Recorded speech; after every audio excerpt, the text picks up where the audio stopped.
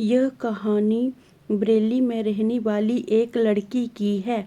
उस लड़की का नाम रिया है और वह चाहती है कि उस कहानी को मैं अपने चैनल पर सुनाऊं।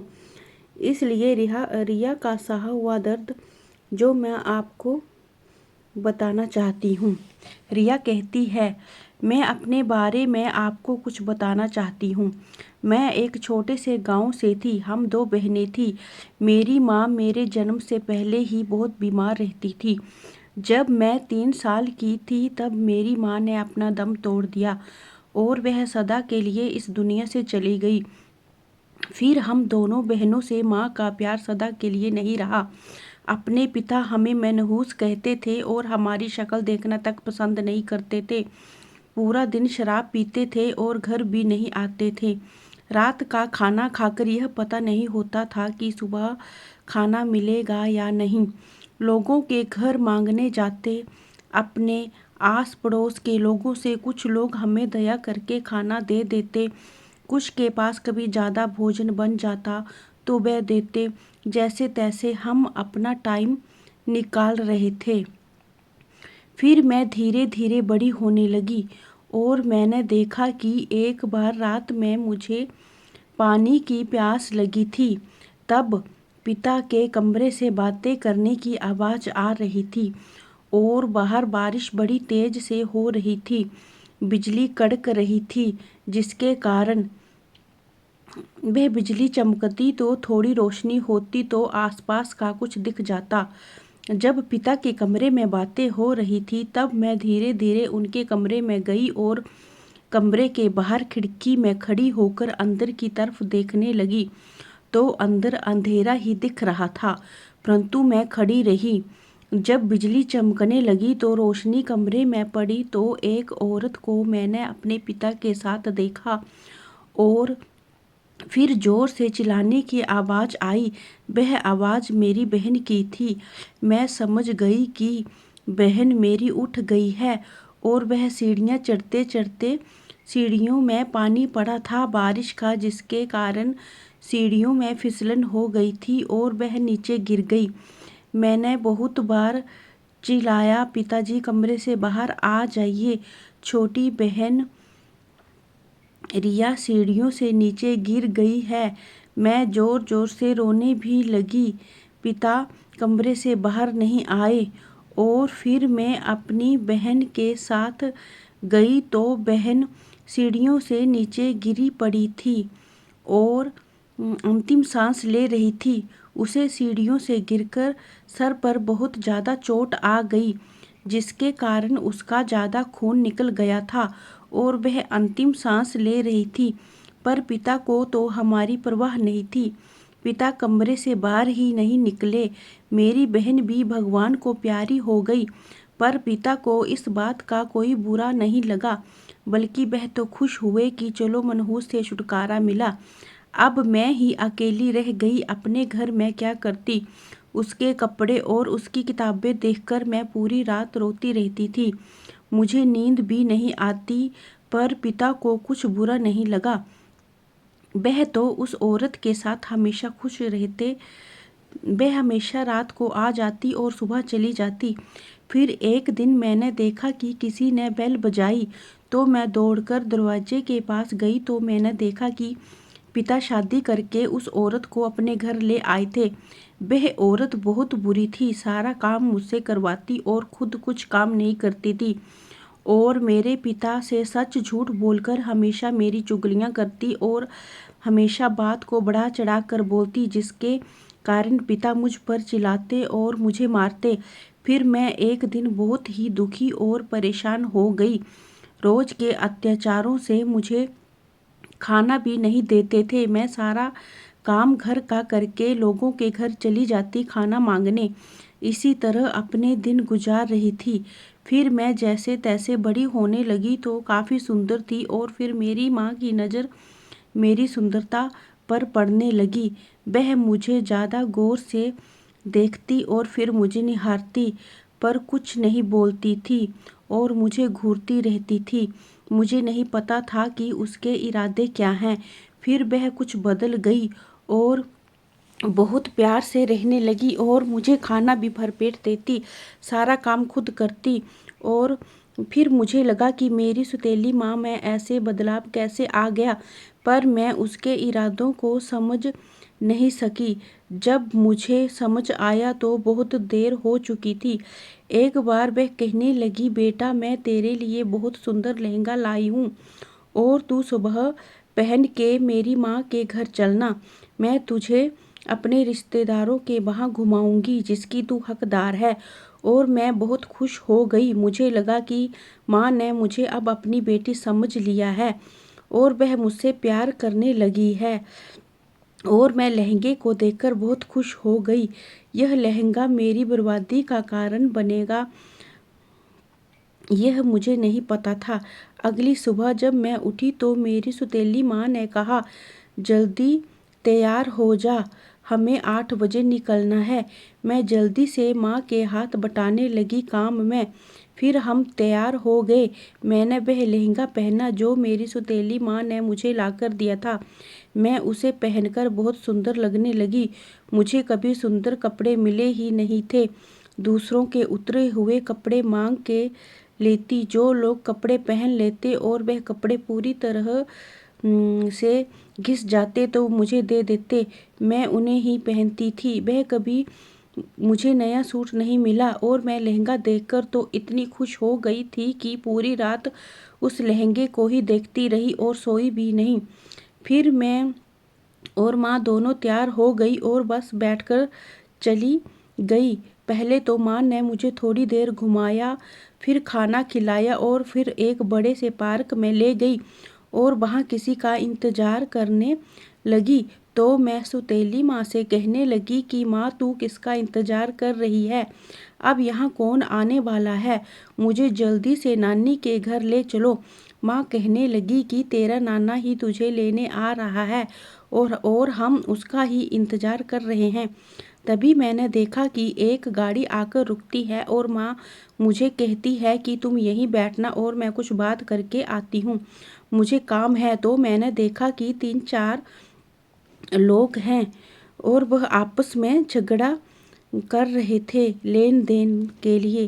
उनकी बातें बहुत ध्यान से मैं पास जाकर सुनने लगी।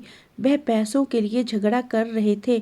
मेरी माँ बोल रही थी कि लड़की अभी 16 साल की है और यह आपको बहुत पैसे कमा कर देगी। और मेरी माँ उनसे कहती है कि यह 5 लाख कम है और मुझे 8 लाख चाहिए। पर मैं यह समझ ही नहीं पाई, मुझ में इतनी अक्ल ही नहीं थी कि यह बातें क्या कर रहे हैं आपस में। और फिर मुझे माँ आकर कहती है कि सुन प्रिया, तेरे पापा का फ़ोन आ गया था और तेरे पापा की तबीयत बहुत ख़राब हो गई है। उन्हें हार्ट अटैक आया है जिसके कारण मुझे वापस जाना पड़ेगा। तू इनके साथ चली जा।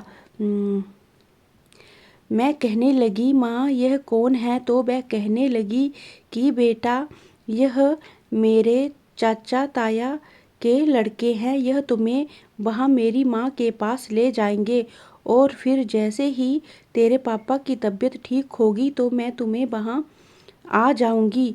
तू चली जा बच्चे, यह तेरा बहुत ध्यान रखेंगे और मैं भी आ जाऊंगी थोड़े दिनों में। फिर यह कहकर माँ चली गई और मैं उनके साथ गाड़ी में बैठ गई। फिर मैंने देखा कि सुबह के चलते चलते रात हो गई। फिर मुझे भूख लग रही थी। उन्होंने मुझे खाना दिया और एक जूस की बोतल दी जिसे पीकर मैं बेहोश हो गई और मुझे पता ही नहीं चला कि कब सुबह हो गई। कि जब मुझे होश आया तो मैंने देखा मैं एक कमरे में बंद थी और फिर मैं दरवाज़ा खोलने लगी तो दरवाज़ा बाहर से बंद था। मैंने बहुत कोशिश की, दरवाज़ा नहीं खुला। तो मैं ज़ोर ज़ोर से कहने लगी कि मुझे यहाँ क्यों बंद कर दिया गया है? दरवाज़ा खोल दो, मुझे यहाँ से जाना है।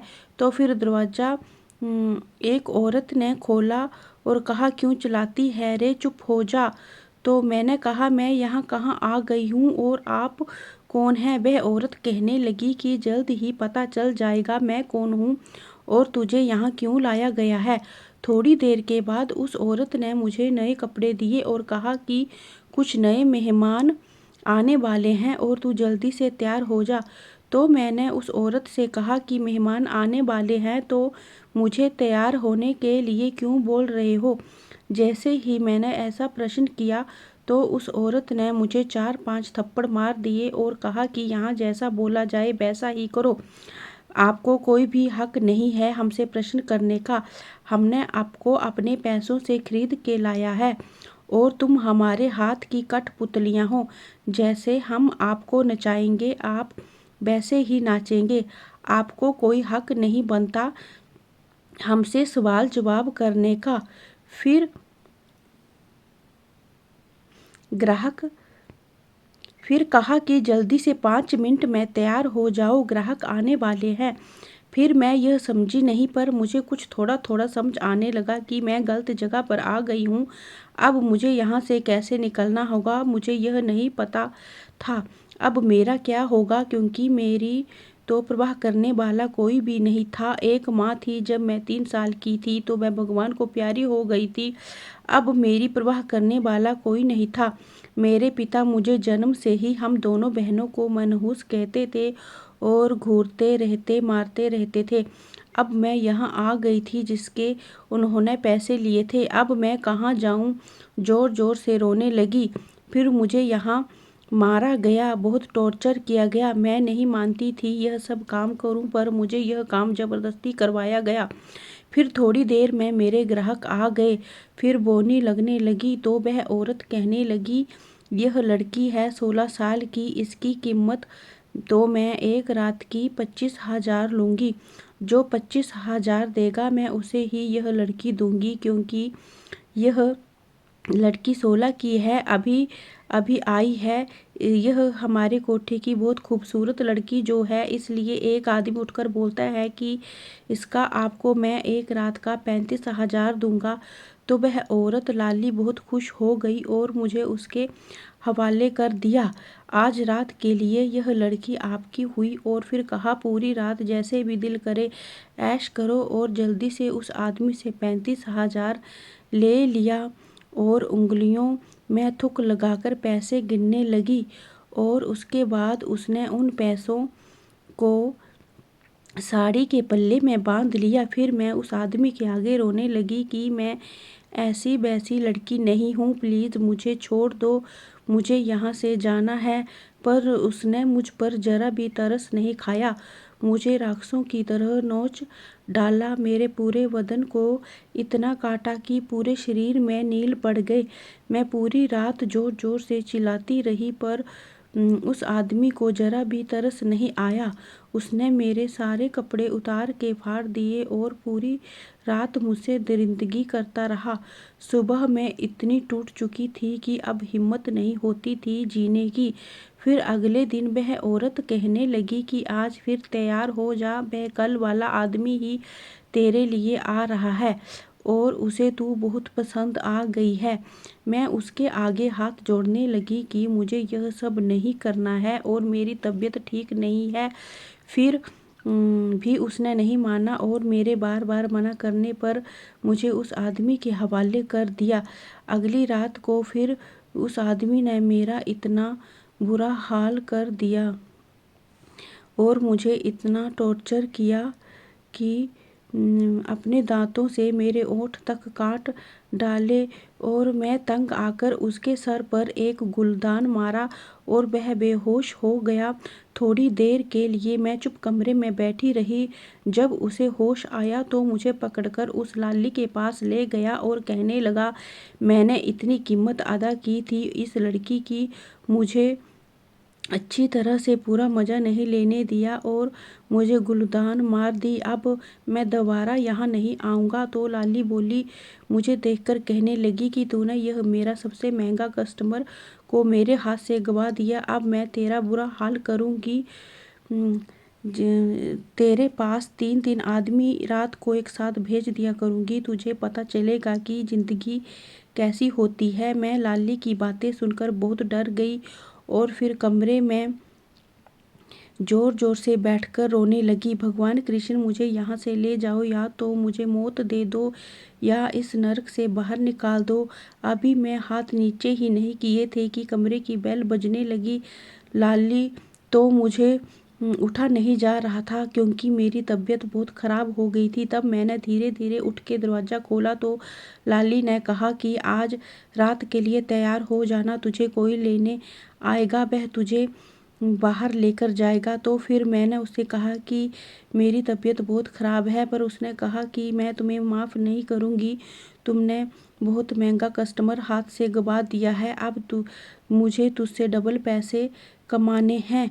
जल्दी से रात के 6 बजे तैयार हो जाना, एक गाड़ी आएगी तुझे लेने। फिर जैसे ही 6 बजे तो एक गाड़ी आकर रुकी बाहर और मैं चुपचाप उस गाड़ी में जाकर बैठ गई।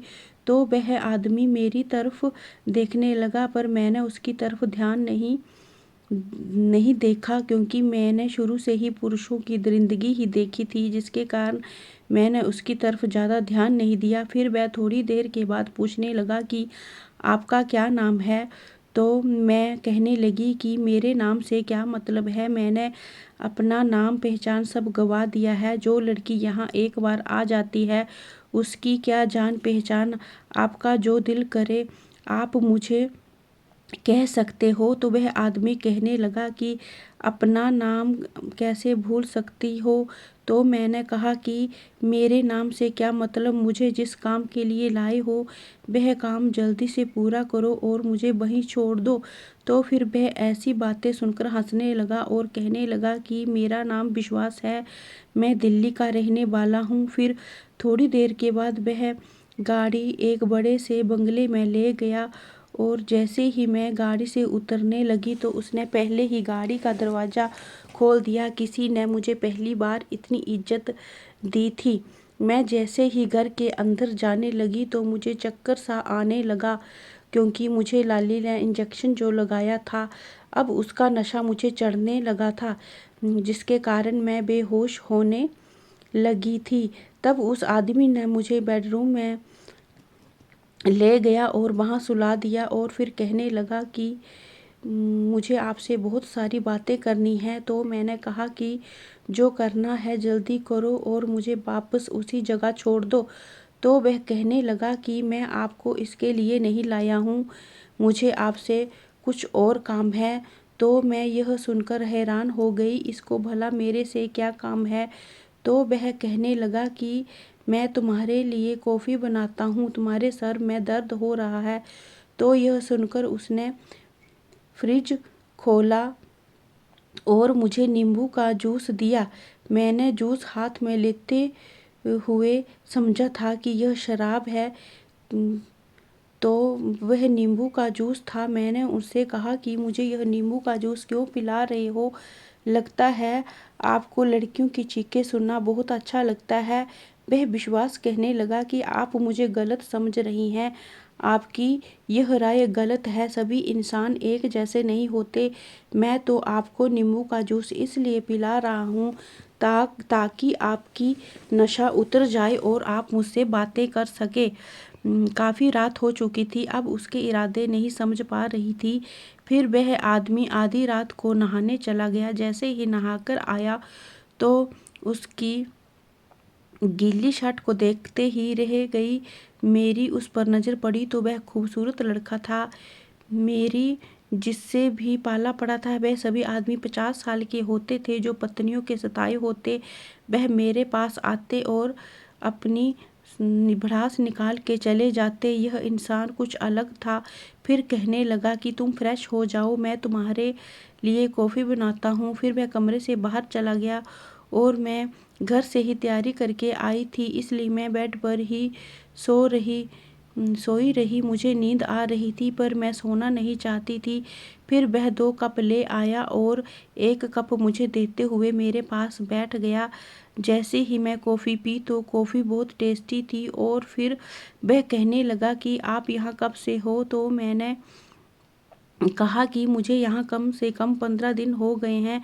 उसने कहा कि आपने कोशिश नहीं की यहाँ से जाने की? तो मैं बोलती हूँ कि शुरू से ही मनहूस कहा गया, माँ चली गई, सौतेली माँ ने मुझे यहाँ बेच दिया और अब यहाँ से निकलकर कहाँ जाऊँगी, कोई भी मुझे नहीं अपनाएगा। तो फिर वह कहने लगा कि मैं तुझे अपना लूँगा, तुम्हारा साथ दूँगा, क्या तुम भी मेरा साथ दोगी? तो मैं कहने लगी, इस इसे मेरा कैसा साथ चाहिए। वह कहने लगा कि मैं एक ऑफिसर हूँ और मुझे ऐसे दलालों को पकड़ना है जिससे लाली लड़कियाँ लेती है। तो मैंने कहा कि इसमें मैं आपकी क्या मदद कर सकती हूँ। तो विश्वास कहने लगे कि जैसे मैं बताऊँ तुम वैसे करते जाना। जैसे ही वह दलाल आपकी कोठी में आए तो मुझे जल्दी से बोल देना। तो वह कहने लगी कि मैं आपको कैसे बोलूँ, मेरे पास तो फ़ोन भी नहीं है और वहाँ फ़ोन रख भी नहीं सकते हैं, तो मैं यह सब कैसे बताऊँगी। तो भला आपको सब बताऊँगी। तब उसने मुझे एक ब्रेसलेट दिया, कहा कि जब दलाल आएगा तुम इस ब्रेसलेट में एक बटन लगा है उसे दबा देना। यह ब्रेसलेट जैसे ही आप दबाओगी तो उसका सिग्नल मुझ तक पहुंच जाएगा। और लाली ने लड़कियों की डील कर दी है और उन लड़कियों में से तुम ही भी हो। लाली तुम्हें भी यहाँ से भेजने वाली है। लाली लड़कियों की डील कहीं और कर दी, उन दलालों में तुम भी शामिल हो। अगर तुम मेरी सहायता नहीं करोगी तो तुम भी नहीं बचोगी।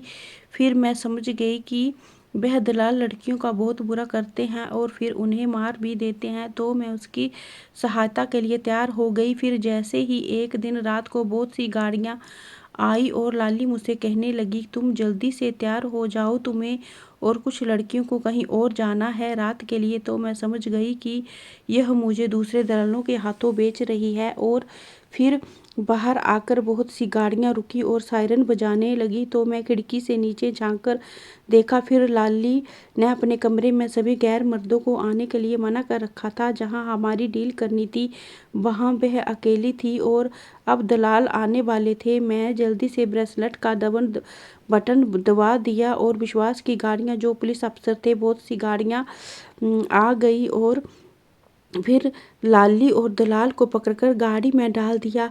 तो वह दलाल कहने लगा कि तेरी हिम्मत कैसे हुई मुझे हाथ लगाने की, देख मैं तेरा अब क्या हाल करता हूँ। यह सुनते ही विश्वास ने उस पर जोर से थप्पड़ मारा और फिर उनको वहाँ से ले जाया गया। फिर वहाँ से बहुत सी लड़कियों को निकाला गया जिन्होंने बहुत दिनों से चांद और सूरज भी नहीं देखा था। बहुत सी लड़कियाँ निकल गई, उनमें से मैं भी एक थी। फिर जैसे ही हमें गाड़ियों में बिठाया गया तो गाड़ी का दरवाज़ा विश्वास ने खोला और उसने मेरा हाथ पकड़कर मुझे बाहर निकाल लिया और वह कहने लगा तुम उनके साथ नहीं जाओगी, मैं तुम्हें अपने घर लेकर जाऊंगा। बाकी सभी लड़कियां आश्रम चले गई और विश्वास मुझे अपने घर ले आया और फिर कहने लगा तुम यहाँ मेरे साथ रहोगी। तो मैंने कहा कि मैं आपको यहाँ किस हक से रहूँगी, क्या बनकर रहूँगी। तो वह कहने लगा कि तुम मेरी जीवन साथी बनोगी, मुझे तुम बहुत अच्छी लगने लगी हो और मैं तुमसे शादी करना चाहता हूँ। तो वह कहने लगी कि क्या आपके माता पिता मुझे अपनाएंगे। तो विश्वास कहने लगा क्या एक 6 फीट 6 इंच का होने के बाद भी अपनी बात नहीं मनवा सकता। फिर उसने कहा कि मुझे आपका साथ चाहिए। फिर मैंने उसे हाँ कर दी और हमारी शादी हो गई। अब हमारी शादी को 4 साल हो गए हैं और मेरी एक बेटी भी है। बेटी को देखकर मुझे डर लगता है कि कहीं इस पर मेरे अतीत का साया ना पड़े। और विश्वास जी बहुत अच्छे हैं, वह भी मेरे अतीत की बात नहीं करते। अब मैं बहुत खुश हूँ और भगवान का शुक्रिया अदा करती हूँ कि कब किसकी किस्मत बदल जाए यह नहीं पता। भगवान सबका ध्यान रखते हैं और सबका अच्छा करते हैं। दोस्तों यह वीडियो कैसी लगी कमेंट करके ज़रूर बताना और अपना आशीर्वाद और प्यार हमेशा मुझ पर बनाए रखना। दोस्तों अगर मेरी वीडियो पसंद आई हो तो मेरे चैनल को सब्सक्राइब करना, वीडियो को लाइक करना ताकि मेरी आने वाली हर वीडियो की नोटिफिकेशन आपको मिलती रहे। तब तक के लिए धन्यवाद दोस्तों, मिलते हैं अपनी अगली वीडियो में। मुझ पर अपना प्यार हमेशा बनाए रखना। धन्यवाद दोस्तों। जय हिंद, जय भारत।